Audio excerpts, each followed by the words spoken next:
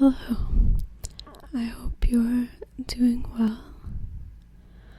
I know it's been a little while since I made a video. I have some reasons, they're not great excuses, but I'm trying to write a book right now, and a lot of the time when I'm on breaks, sort of feel like my creativity goes to that. So I apologize. I just ordered a stand for my phone, a tripod, and I'm hoping that will be useful. I was gonna buy a webcam, but my phone camera seems sort of better quality for the price, and I already have this new microphone, so once I figure out how to sync the video and audio, hopefully I can produce something better. But for today, I thought I would do something really simple just to update you. And because I have 98 subscribers, so what would make sense would be to wait for 100 and do a celebration one, but I am really thankful to have almost that many. That's pretty crazy. So today I'm just going to read you some poems from the book Meditations in an Emergency, which is by Frank O'Hara. And I'm not gonna lie, I knew a couple of his poems already, really one or two, but the reason I bought this book was because I just watched through Mad Men, and in the show someone recommends the book to the main character, and you see him reading it a couple times. So I guess that was subliminal advertising, or I was curious, because then I went out and bought it. So I hope this isn't annoying, but what I thought I would do is eat a hard candy while I read them. I know some people don't like that. It's partly for me because I just ate a whole bunch of dried mango, which I love, but now I feel kind of sick, so I have these ginger hard candies, and they're pretty spicy, but they help you with digestion, so I will be eating one of those and reading some of these poems. So let's get started. Okay, so I might not read them in order. I'm just gonna kind of flip through and read some of my favorite ones.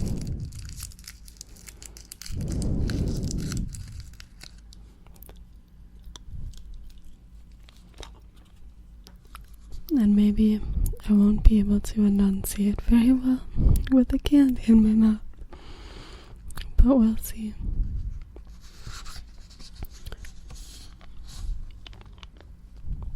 Okay, so this book was published by Frank O'Hara in 1957.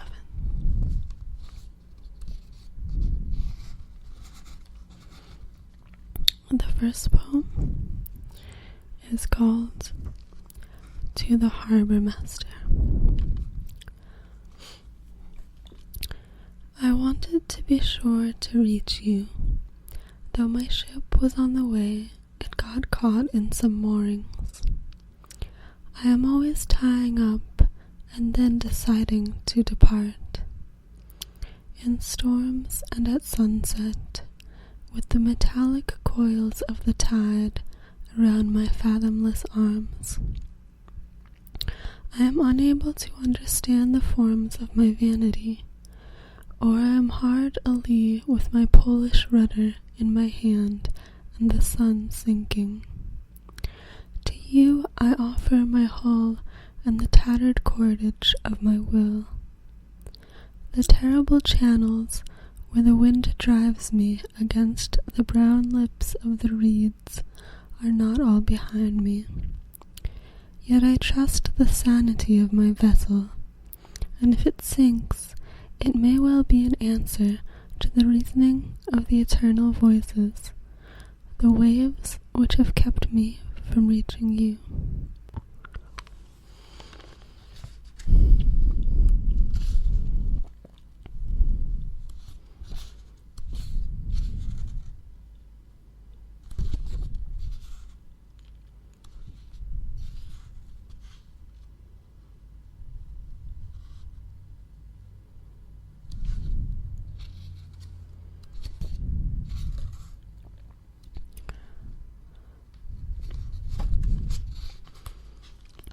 This next poem is called For Grace After a Party.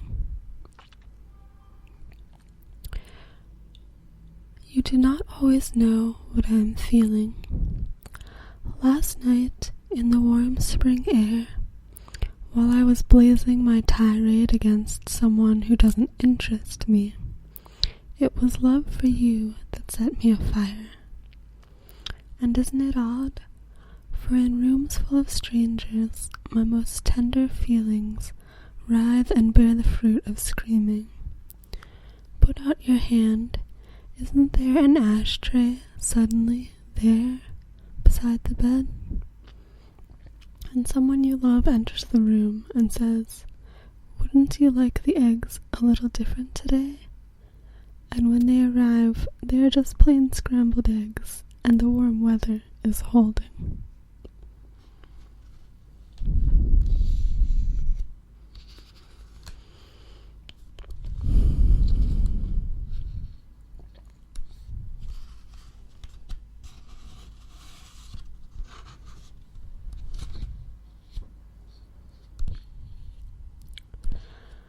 Okay.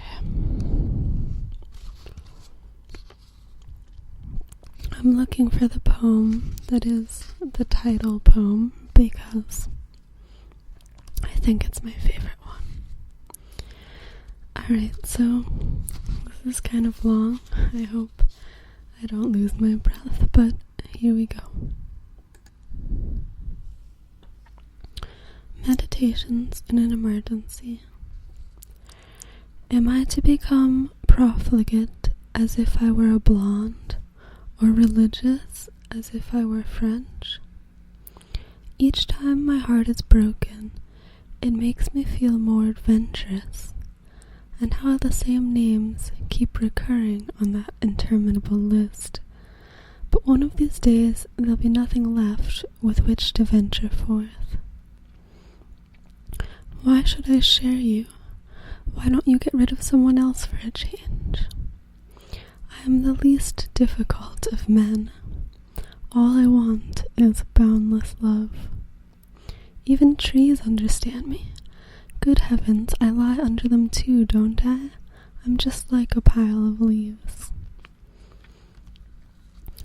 However, I have never clogged myself with the praises of pastoral life, nor with nostalgia for an innocent past of perverted acts and pastures. No, one never need leave the confines of New York to get all the greenery one wishes. I can't even enjoy a blade of grass unless I know there's a subway handy, or a record store, or some other sign that people do not totally regret life. It is more important to affirm the least sincere. The clouds get enough attention as it is, and even they continue to pass. Do they know what they're missing? My eyes are vague blue like the sky and change all the time.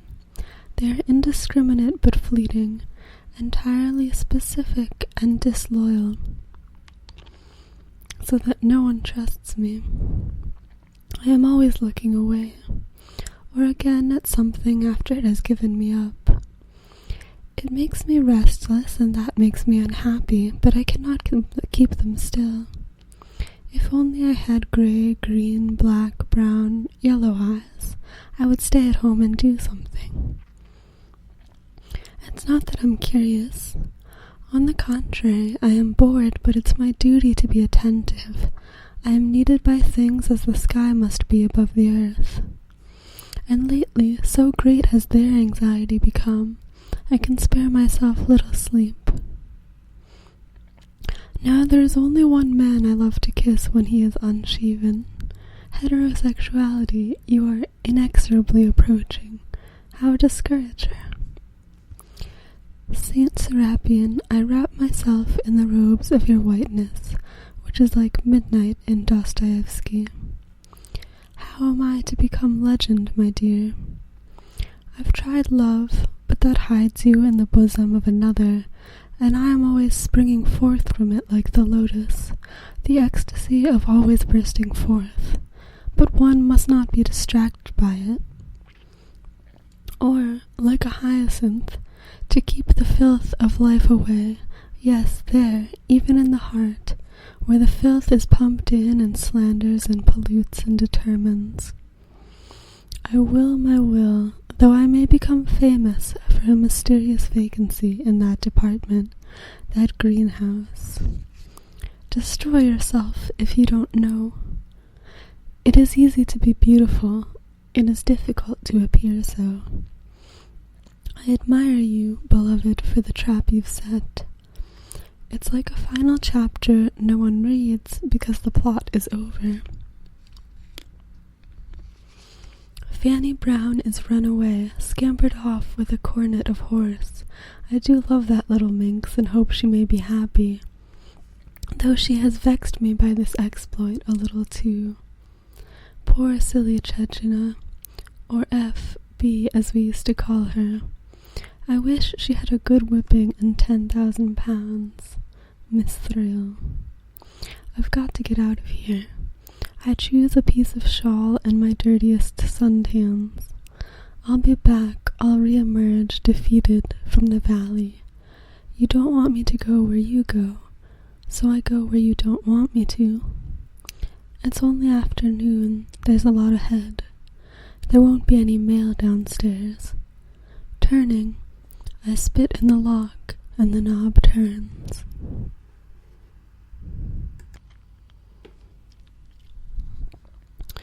Alright, so I think this is the last one I'll read for now. It's called Sleeping on the Wing. Perhaps it is to avoid some great sadness, as in a restoration tragedy the hero cries, "Sleep! Oh, for a long sound sleep and so forget it," that one flies, soaring above the shoreless city, veering upward from the pavement as a pigeon does when a car honks or a door slams. The door of dreams, life perpetuated in party-colored loves and beautiful lies, all in different languages. Fear drops away too, like the cement, and you are over the Atlantic. Where is Spain? Where is who? The Civil War was fought to free the slaves, was it? A sudden downdraught reminds you of gravity and your position in respect to human love. But here is where the gods are, speculating, bemused. Once you are helpless, you are free. Can you believe that? Never to waken to the sad struggle of a face, to travel always over some impersonal vastness, to be out of, forever, neither in nor for. The eyes roll asleep as if turned by the wind, and the lids flutter open slightly like a wing. The world is an iceberg, so much is invisible, and was and is, and yet the form, it may be sleeping too. Those features etched in the ice of someone loved who died. You are a sculptor, dreaming of space and speed. Your hand alone could have done this. Curiosity, the passionate hand of desire. dead or sleeping? Is there speed enough? And, swooping, you relinquish all that you have made your own, the kingdom of yourself sailing, for you must awake and breathe your warmth in this beloved image, whether it's dead or merely disappearing, as space is disappearing, and your singularity. Alright, so I'll stop here since it's been a little while, and let me know if you want more poems or poems without anything in my mouth. So, I'll probably be back soon with a better camera or setup somehow, and I hope that you have a lovely night or rest of your day.